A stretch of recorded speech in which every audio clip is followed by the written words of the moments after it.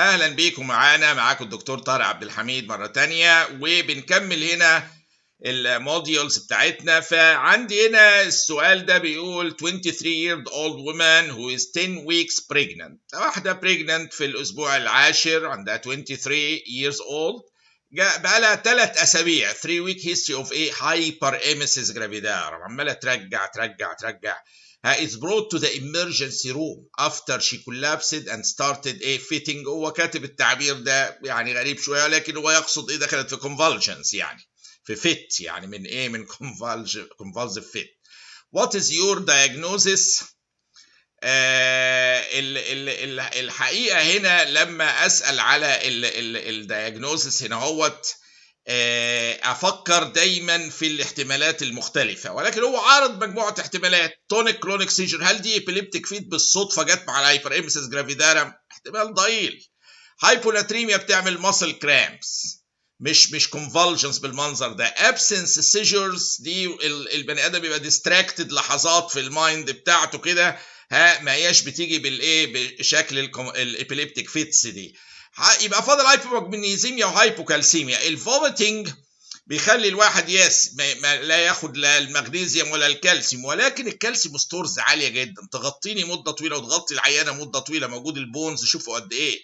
المغنيسيوم من الحاجات الفراجايل، شويه فوميتنج كده في هايبر اميسيس جرافيدارم تلاقي العيانه دخلت في هايبومagnesemia، جابت لها كونفولجنز، فهي كانه زي الكالسيوم ناقصه بالظبط. فهنا من اشهر الحاجات مع الهايبر اميسيس جرافيدارم ان العيانه يحصل لها كونفولجنز بعد الاتاكس نتيجه هايبومagnesemia. وعشان كده من الحاجات اللي دايما نحب نقيسها بعد الهايبر اميسيس جرافيدارم، ولو ده بالذات لو في كونفولجنز، المغنيسيوم هنلاقيه ممكن واطي، وشويه مغنيسيوم ممكن يضيعوا الكونفولجنز دي على طول.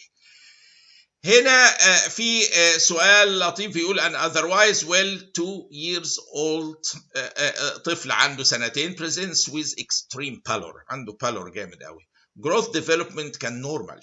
The child is pale but there is no lymphadenopathy, no splenomegaly. يعني هو عاوز يقول ان هو ما هياش حاله هيموليتيك انيميا، مفيش سبلينوميجالي، مفيش كرونيك انفكشن معاه عامل ليمفادينوباثي جامده ومعاه مثلا انيميا. Full blood count shows hemoglobin 4 جرام per DL، واطي طبعا. mean corpuscular volume 59 واطي. other indices are normal. What is the most appropriate management option؟ يعني هو غالبا الواد ده عنده شويه iron deficiency anemia بس زايده حبتين. فهنا بيحط احتمالات: بون مارو اسبيريت، كيليشن ثيرابي فور ليد على طول كده، دايتري ريفيو، نشوف الدايت بتاعه اخباره ايه، بياكل ايه ما بياكلش ايه، سمول باول تكنيشيوم سكان، ستارت جلوتين فري دايت.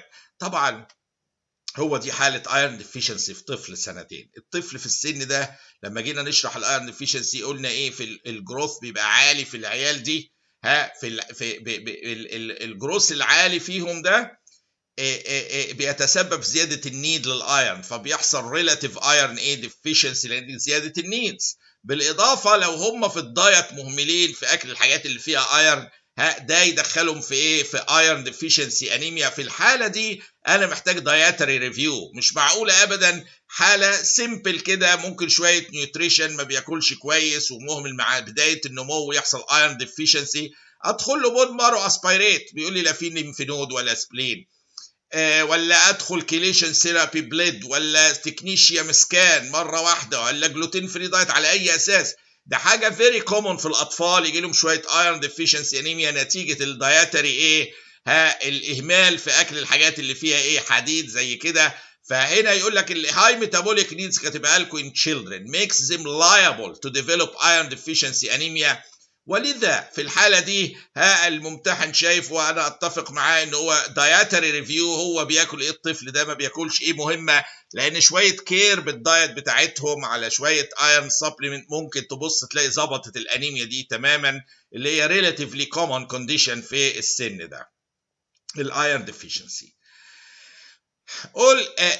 all of the following يعني يقصد can cause delayed puberty except، يعني كل دول يعملوا ممكن delayed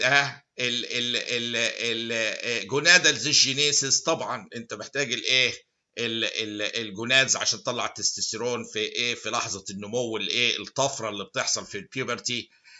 constitutional factors نعم تعمل delayed puberty. pituitary adenomas تقلل جونادوتروفينز وتقلل افراز التستوستيرون والاستروجين من الغاف. تبص تلاقي ايه النمو ايه ضعف بتاع فيحصل delayed puberty يعني نتيجه نقص الجونادوتروفينز من البيتيوتري ادينوما. مال نيوتريشن وستارفيشن وانوركسيا نيرفوزا بتدخل البودي المال نيوتريشن في كل حاجه تبقى داون ويبدا البودي يسبرس النمو بتاعه نفسه في البيوبرتي دايما. في حته البيوبرتي دي تعتبر حاجه ثانويه كومبيرد للسرفايفل، فلما في مال نيوتريشن البودي بيهتم اتس اون سرفايفل ويبدا يهمل ايه في الحاجات الديفلوبمنت الثانيه زي البيوبرتي وكده يحصل ديلايد بيوبرتي. فسواء كان كونستيتيوشنال او جونادال ديجينيسيس او مال نيوتريشن او حاجه ضغط على البيتيوتري ادينوما مقلله الجونادوتروف، كل دي تعمل ديلايد بيوبرتي. الحاجه اللي ما لهاش علاقه في الموضوع البوليسيستيك ايه اوفري ديزيز او سندروم، ما لهاش علاقه بموضوع الديلايد بيوبرتي خالص، دي بتيجي ليتر اون وتاثيراتها مختلفه تماما البوليسيستيك اوفري، فما هياش من ضمن الحاجات اللي تعمل ايه ديلايد بيوبرتي خالص. وهنا يعني بناخد فكره ان الهايبوثالاموس بتطلع جونادوتروفنز البيتيوتري تطلع اف اس اتش وال اتش، وتيجي بقى على ايه خلايا الجونادز تبدا ايه تفرز التستوستيرون بالنيجاتيف فيدباك ايه بينهبت الايه الجونادوتروفنز او الاف اس ال اتش. فهنا طبعا لو اي ديفكت في البروسيس دي زي ما شفنا بيتيوتري ماس ضغطه ومقلله افراز الاف اس اتش وال اتش ممكن ايه تقلل ايه موضوع البيوبرتي او تخليه ايه يبقى ديلايد زي ما احنا شايفين كده. طب عندي هنا 60-year-old smoker complains of throbbing lump in his right groin. يبقى واحد سموكر عنده lump كده throbbing في الرايت ايه groin. Examination reveals expansile pulsations in the mass. يبقى ماس فيها expansile pulsations اللي هي في جميع الاتجاهات، ما هياش ايه on top of artery تقوم تتحرك في اتجاه واحد كده، ما تبقاش expansile دي بتتحرك بس ايه في one direction. لكن الماس اللي هي في جميع الاتجاهات دي بيسموها expansile، دي تيبيكال مع على طول الانيوريزم. يعني يقعد يقول لي مال ديسندد تيستس هتبقى اكسبانسايل ازاي؟ هيدروسيل مش اكسبانسايل. اللايبوما الانجوينال هيرنيا اكسبانسايل دي يبقى ارتري شغال بالسيشنز مع انيوريزم اللي هي فيمورال ارتري ايه انيوريزم. وهنا بيتكلم عن ترو انيوريزم من ويكنس في الوول فده عامل ايه فيمورال ارتري انيوريزم. كنا خدنا قبل كده حاله دخلت عملها انجيوجرام وضرب الارتري وحصل ايه هيماتوما، هنا بقت سودو انيوريزم لو تفتكروا، ما هياش من الوول اوف ذا ارتري، لكن هنا بيتكلم على الحاجه من الوول اوف ذا ارتري نفسه.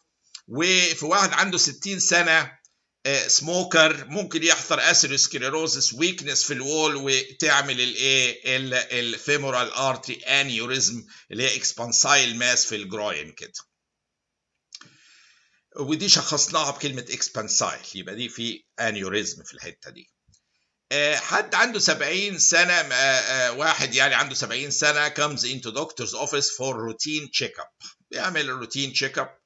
His family medical history is significant. نقف بقى هنا، ايه الفاميلي medical history اللي significant ده؟ الفاذر دايت في سن 48 سنه من كولون كانسر، يبقى في احتمال تندنسي عندهم في الفاميلي دي لهذه الاحتمالات.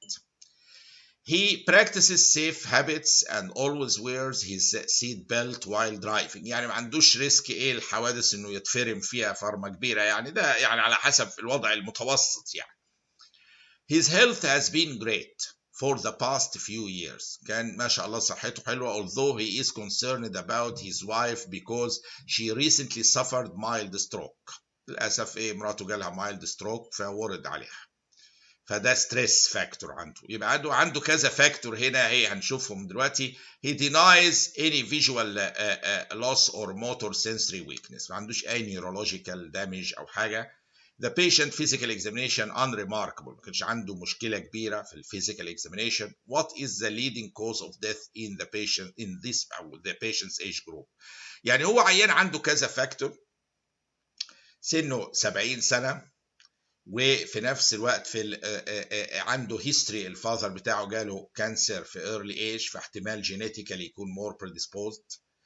لكن بيلبس السيت بتاع البلت في العربية، احتمال حوادث مش عالي قوي، اللي هو يموت في حادثة يعني. كل دي بإيه؟ عنده شوية ستريس بسبب هيز وايف، كل دي فاكتورز. وحاطين هنا احتمالات الديث ايه. شوفوا يا جماعه، هو حاطط موتور فيكل اكسيدنت، سويسايد، ومن الاستريس، ومالجنسي عشان والده.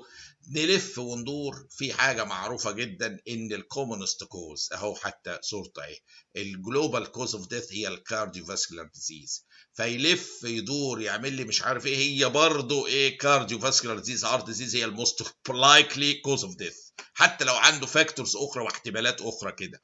فيبقى انا عندي هذه الحاله اللي كان عنده ايه، بابا عنده هيستوري اوف كانسر، ديث ايرلي، وعنده شويه ستريس، وجاي بيعمل روتين تشيك اب في سن ال70، موست لايكلي كوز اوف ديث هارت ايه ديزيز، اللي هي تعتبر نمبر 1 اهي، يليها النيوبلازم، يليها كرونيك ريسبيراتوري ديزيز، لحد ايه الليسته ايه كلها.